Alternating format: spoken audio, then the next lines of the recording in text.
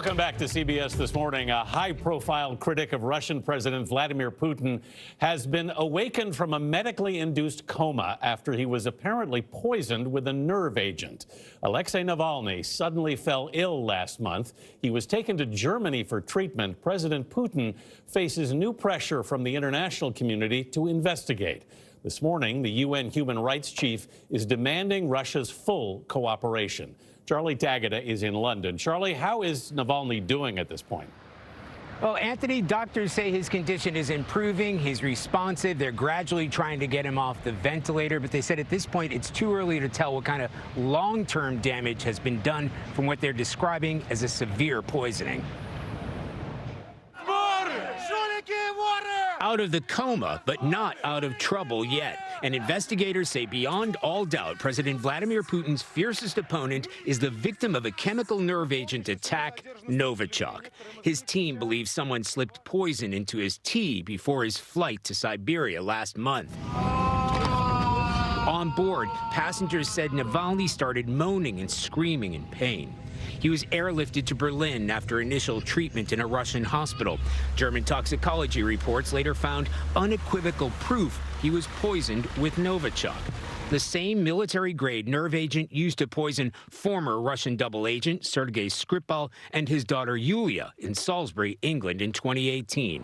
One of a group of nerve agents developed solely in Russian labs, says chemical weapons expert Hamish de Bretton-Gordon. I think the world is really looking at Putin and the Russian regime. It has all the hallmarks, all the operating procedures of a Russian state-sponsored assassination, or just to get this fellow out of the way. The 44-year-old opposition leader has been a thorn in the side of President Putin for years. He's been arrested more than a dozen times for organizing anti-Putin protests.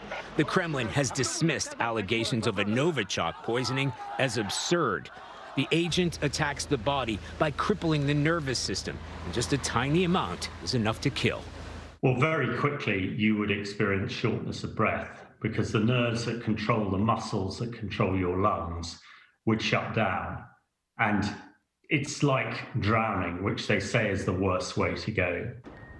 De Bretton-Gordon says Navalny is lucky to be alive. And while he may have escaped with his life, one goal has been achieved. It's unlikely he'll ever return to Russia again.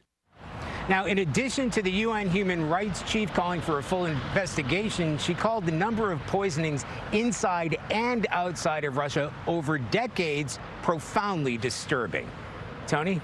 All right, Charlie D'Agata for us in London. Charlie, thank you very much. Profoundly disturbing is the right term for it. Absolutely. And it happens just as Putin gets a referendum passed allowing him to be president until 2036. Yeah, and the resistance in Russia with him out of the country has lost its most powerful voice, I think. And he's been speaking about it for years, guys, that he knows his life is in danger, Yes. but this mattered so much to him that he was going to carry on. Yeah. Just glad that he came out of the coma. Yeah. Very glad about We'll keep that. following it. They didn't expect that to happen.